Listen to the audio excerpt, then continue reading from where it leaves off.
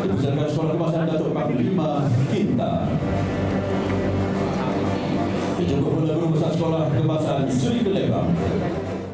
Sekolah di Perak yang terpilih adalah sebanyak 123 buah sekolah yang terdiri daripada 60 sekolah menengah dan 63 sekolah rendah. Jadi kita mengucapkan tahniah kepada semua sekolah yang akan menerima peruntukan sebanyak 100,000 bagi setiap sekolah, iaitu pada keseluruhannya adalah sebanyak 12.3 juta bagi menyokong pelaksanaan inisiatif di bawah transformasi sekolah yang memberi fokus kepada kualiti pengajaran pembelajaran, pemerkasaan kepimpinan sekolah, pembangunan profesionalisme guru dan untuk yang penting adalah untuk kemenjadian murid. Pada hari ini sekolah-sekolah yang menerima peruntukan ini akan menyediakan program-program yang bersifat kemenjadian murid yang membantu meningkatkan mereka lagi terutama dalam bidang mata pelajaran bahasa Melayu, bahasa Inggeris dan juga STEM. Selain itu, sekolah-sekolah juga boleh menyediakan program-program yang berbentuk untuk meningkatkan lagi keseluruhan insaniah kepada sekolah itu sendiri.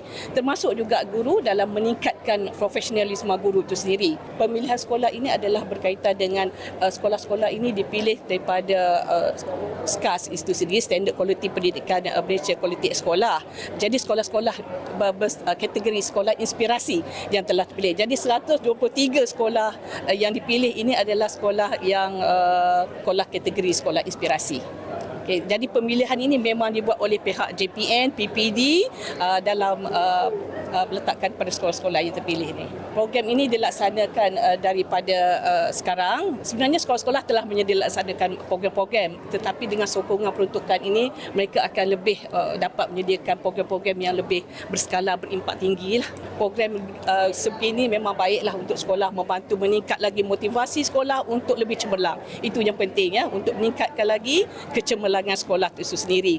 Mereka sekolah daripada sekolah inspirasi, mereka terus menaikkan lagi peratus keputusan, melihatkan kepada perubahan kepada pembelajaran dan sebagainya.